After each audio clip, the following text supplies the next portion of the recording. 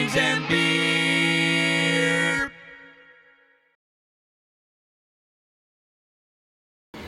Hey there, it's Ryan with Guys, Games, and Beer. We're here at Midwest Gaming Classic 2024, and I'm here with Travis with Guys, Games, and Beer. It has been an exciting weekend, and we are here with two very special guests.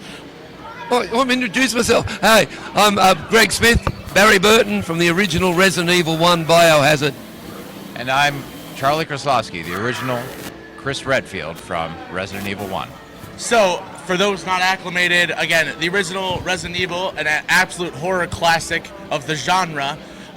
The opening cutscene of Resident Evil 1 was filmed live action, and it was one of the most terrifying things I've ever seen as a child, and it is awesome that we have a couple of the actors that put that scene to life in the video game Resident Evil.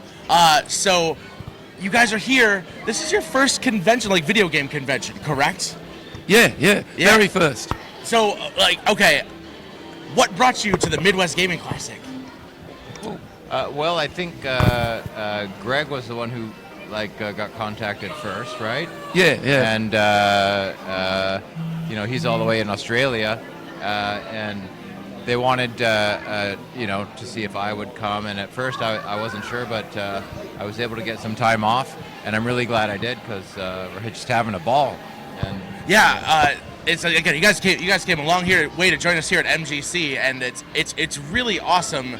Again, we at the Midwest Gaming Classic have been able to experience creators, developers, people who have made ripples in the industry, and having people who kind of help create part of your childhood or teenagers or growing up memories is really awesome. So coming back to the Resident Evil, this intro, how did you guys start to get involved in that project when it originally happened? Well, it was just a fluke for me.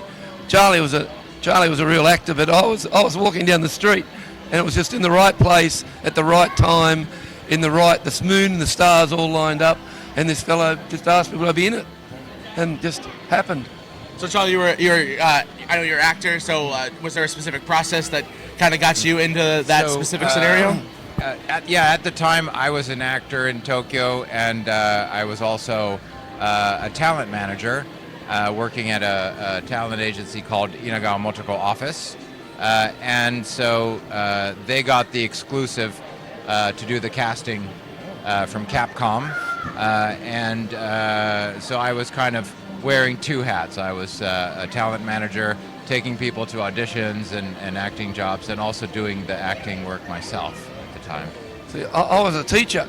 I was working as a teacher in Tokyo. Really? Yeah, I was working as a teacher, and I just happened to be visiting a friend in a town called Roppongi, which is like a suburb of Tokyo, and one of Charlie's colleagues must have been walking around and saw me and obviously knew they wanted someone who looked like me, and I don't think there's many people in Japan that look like me. You said a little bit. Yeah.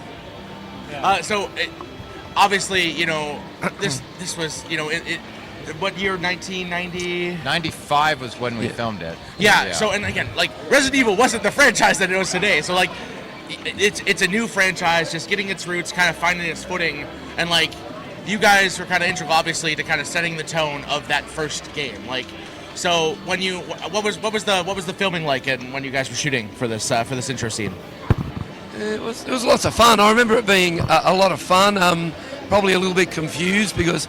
I was a bit confused what was going on because it was very secretive in that they didn't want anyone else to know what they were doing, and it was kept pretty under wraps, wasn't it, Charlie? Yeah, Capcom at the time, they told us as little as possible because they just didn't want anything leaking out.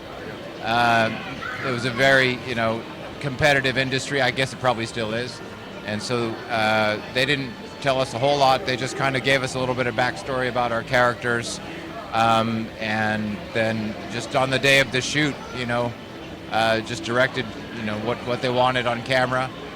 So there wasn't a lot of preparation, but we just had a ball doing it. It was just something so different than what the kind of acting jobs that we usually did. And I didn't even know the name of the game.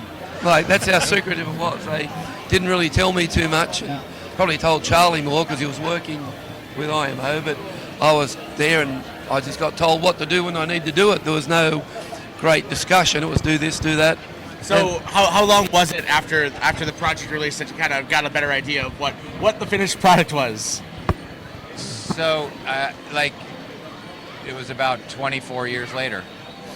Okay. So, and again, so for a lot of us, obviously, like, we know we've played Resident Evil. We're very fond of the franchise, and like, this is the first game, and it's the first thing you see going into that game that sets the tone for the rest of the game. Like, when you, obviously, for those of us growing up, playing on the PlayStation, like, we've seen these characters, we see the actors. That's your image of Chris Redfield. That's your image of Barry Burton. Like, when you're playing on the PlayStation, like, that sets the tone for everything else that comes after. How's that felt for you guys, knowing that, again, you guys helped start a really awesome franchise, and you guys are the faces of what people think of when they think of those characters? Yeah, I really, to be honest, I had no idea. And I still didn't have much of an idea until I came here. And coming here has just opened my eyes completely. Like, you've bumped into so many people, and so many people say it scared the daylights out of them when they were kids. And then yesterday we even had a little girl whose mum had introduced her to the game, and she was in the Q&A, and it was just beautiful. Like, it really is. And I'm absolutely blown away. Yeah, it takes me into my personal story, hence why I brought the prop. This is literally the copy I had from when I was a child. Quick story, I played this at a wedding when I was 8 years old, and I shouldn't have been allowed to play this, but it was in the stack of games that was available, so I was terrified for like 3 days. I eventually ended up with this copy from my uncle, and I thought I had lost it for over a decade, so I was like, I had those memories, it was great, until like 20 years later. My best friend, we're moving out of their family home, and his older brother had a bunch of video games. He's like, I know you collect games, so if you want to buy this stuff, and I was like, okay, I want to make sure he has money for the next leg of his journey, so I was like, I'll give you whatever you want for your games, well, I know you'll choose what you think is fair. And I'm starting to like look through these games, like, oh, that's some good games, and then I look through this stuff, like, I'm pretty sure these are mine. I find this copy of Resident Evil, and sure enough, I'm like, I think this is my copy of Resident Evil.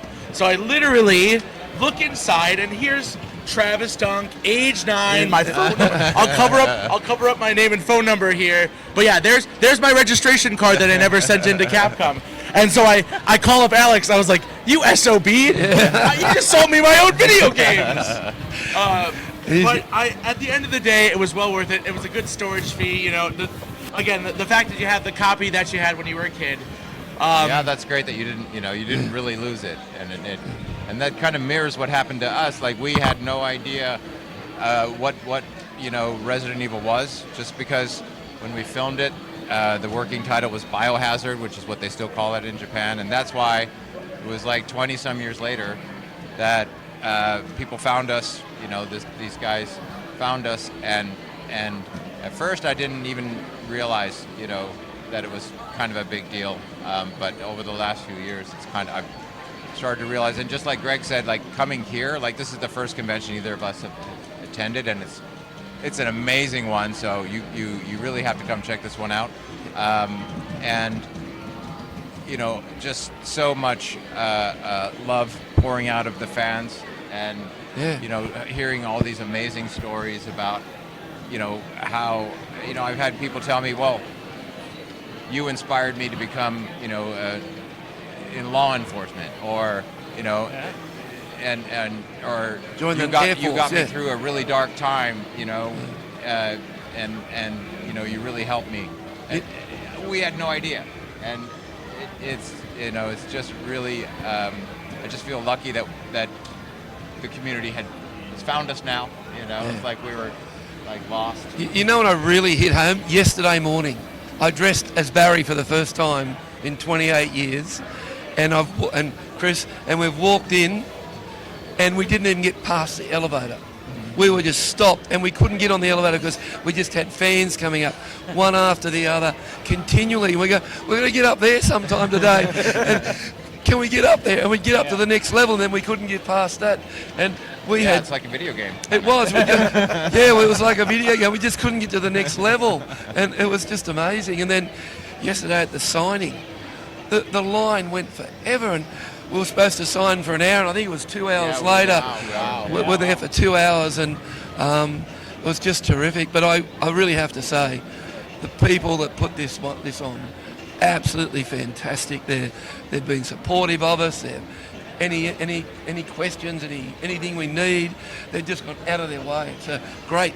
Everyone says we picked the best one to attend. We do a lot of conventions ourselves. Midwest Gaming Classic is top notch in every way. So you guys definitely chose the right one to attend. I hope like this kind of experience also is like you see what people like. Yeah. And, like these people are excited to see you after all these years, especially like you didn't even know. Yeah. And like now you see these people and like I'm guessing you probably like get asked to do other And events coming up. Yeah, or I hope so. something like I hope that. so, and I hope if anyone's watching it out there running one and wants to invite us along, they can find us on Facebook, really easy. And Nowadays, talk, right? talk to him, 20 talk to years him. ago. Not 20 years ago. Not 20 years ago, but talk to us on Facebook. Like, Yeah. we're flexible and dynamic. Yep. So obviously you guys, this is your first convention here. Planning to do some more in the future. Got any other projects or anything you guys have been working on that you're particularly proud of? I'd heard some. We did a fan-made film. We filmed it in October. It's called The Keeper's Diary, and it's inspired by the document that you find in the first game, chronicling the downfall of an Umbrella researcher who, eventually becomes a zombie. And so I'm going to be the keeper in that short film. It's called The Keeper's Diary. And for anybody watching live, we'll have links when we upload to YouTube down below. So check it out. We're hoping to release that in about a month.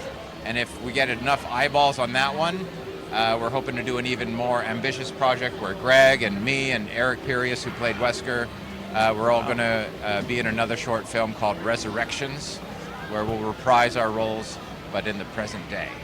That's very cool. Yeah. I'm just going to stick with that because I'm retired. I'm an old guy. Come on.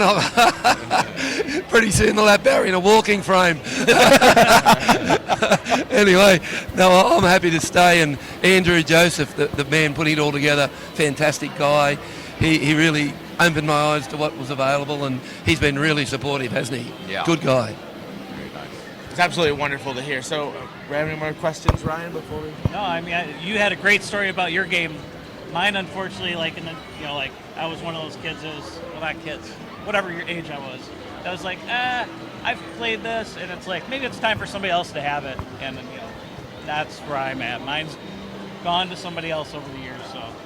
But again, Call them up. Tell them you want to. Yeah, right. Yeah. Somebody has it. You can hunt them down. It comes back to you. Well, if you buy it off your friend, if you go buy your friend's games, you'll find it. Yeah. He gets money, you get your memories back. That's how it works, right?